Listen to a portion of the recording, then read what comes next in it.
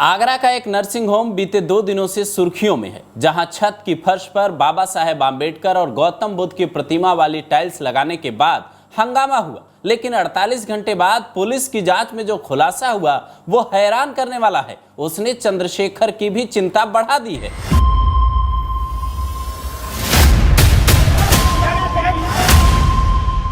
तारीख थी 23 मई 2025। आगरा के हरिपर्वत थाना क्षेत्र के सरकार नर्सिंग होम में हंगामे की खबर पुलिस को मिलती है, जहां भीम आर्मी और बसपा के कार्यकर्ता भारी संख्या में जुटे थे। उनका आरोप था नर्सिंग होम के मालिक ने जानबूझकर अपनी छत की फर्श पर बाबा साहेब आम्बेडकर और गौतम बुद्ध की प्रतिमा वाली टाइल्स लगाई है। इससे उनका अपमान हो रहा है। मौके पर पहुंची पुलिस जांच के बाद कार्रवाई का आश्वासन देती है, लेकिन जब प्रदर्शन कर रहे कार्यकर्ता किसी की नहीं सुनते तो एसपी विनायक भोसले और उनके अधिकारी इन्हें नसीहत भी देते हैं।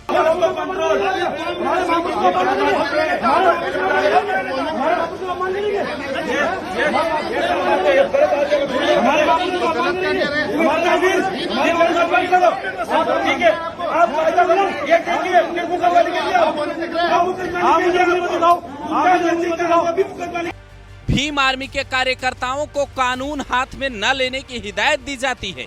गले में नीला गमछा लटकाए लोग पुलिस की इस वार्निंग को हल्के में लेते हैं। इनका गुस्सा इस कदर बढ़ जाता है कि एक पुलिसकर्मी की खाकी तक इनके हाथ पहुंच जाते हैं और जैसे ही उसकी फटी वर्दी पर नजर एसीपी साहब की पड़ती है, उसके बाद एसीपी विनायक भोसले का रौद्र रूप दिखता है। कईयों को पुलिस उठाकर गाड़ी में डाल देती है। ये वर्दी कैसे पकड़ी?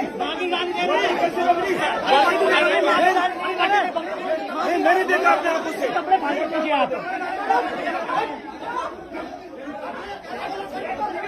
गाड़ी बनाओ उसको,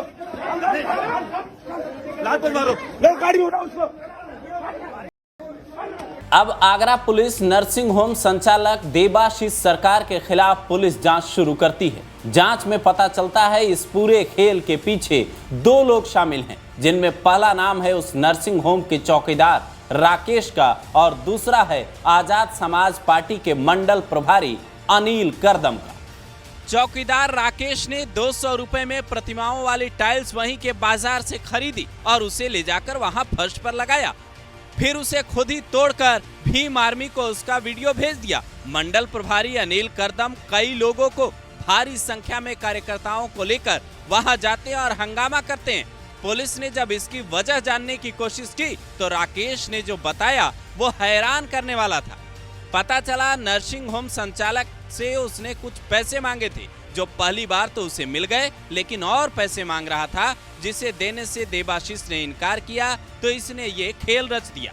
प्रकरण की जांच में ये तथ्य प्रकाश में आया है कि सरकार नर्सिंग होम पर ही कार्य करने वाले व्यक्ति राकेश निवासी धौर्रा थाना एतमादपुर, जो पिछले 2 वर्षों से वहां चौकीदारी व रिपेयरिंग का काम कर रहे हैं, इनके द्वारा ही 17 अप्रैल को वो टाइल्सें खरीद करके स्वयं ही सरकार नर्सिंग होम की छत के फर्श पे लगाई गई थी।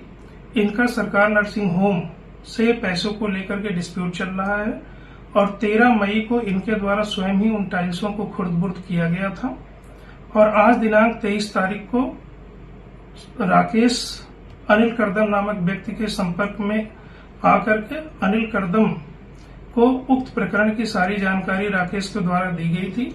अनिल करदम और राकेश के द्वारा सुनियोजित तरीके से जनाक्रोश को भड़का करके सरकार नर्सिंग होम पर विरोध प्रदर्शन किया गया था। फिलहाल अनिल करदम को पुलिस ने पकड़ लिया है, जबकि राकेश फरार बताया जा रहा है, जिसकी तलाश में पुलिस जगह जगह दबिश दे रही है। लेकिन इस घटना के पीछे कुछ लोग ये भी कह रहे हैं कि 25 मई को चंद्रशेखर का आगरा में कार्यक्रम प्रस्तावित था। चंद्रशेखर तय समय के मुताबिक आगरा पहुंचे भी, लेकिन उससे पहले ऐसी घटना होना कई बड़े इशारे कर रही है।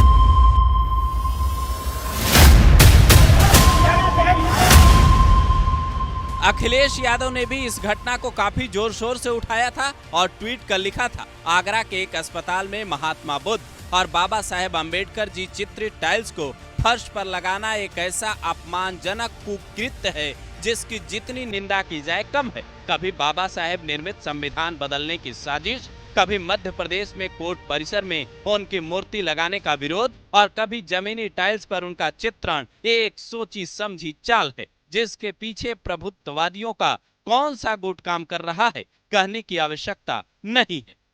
आगरा में इस तरीके की हंगामे की ये कोई पहली घटना नहीं है। पहले सपा सांसद रामजी लाल सुमन के बयान के बाद हंगामा खड़ा होता। करनी सेना के कार्यकर्ता सपा सांसद के घर तक को घेर लेते हैं। पुलिस किसी तरह सबको भगाती है। उसके बाद करनी सेना का शक्ति प्रदर्शन भी आगरा में होता है और फिर आगरा से एक खबर ऐसी भी आती है कि मस्जिद के पास प्रतिबंधित सामान रखकर माहौल बिगाड़ने की साजिश रची गई। जिस मामले में एक व्यक्ति को पुलिस ने गिरफ्तार किया तो कई बड़े खुलासे हुए और अब एक हॉस्पिटल की फर्श को लेकर इतना बड़ा हंगामा होना, सोची समझी साजिश रचा जाना आखिर क्या इशारा करता है? तीनों घटनाओं का आपस में कोई लेना देना नहीं है, लेकिन क्या आगरा इस तरीके के विरोध प्रदर्शन का गढ़ बनता जा रहा है? अभी यूपी में चुनाव होने में 2 साल का वक्त बाकी है, लेकिन सियासी सरगर्मियां ये बता रही हैं कि शायद तैयारी अभी से ही कई राजनीतिक दलों ने शुरू कर दी है। हालांकि अब जब पुलिस की जांच में सब कुछ साफ हो चुका है कि ये प्री प्लान था, तो अखिलेश यादव और चंद्रशेखर अब क्या कहेंगे, ये बड़ा सवाल है।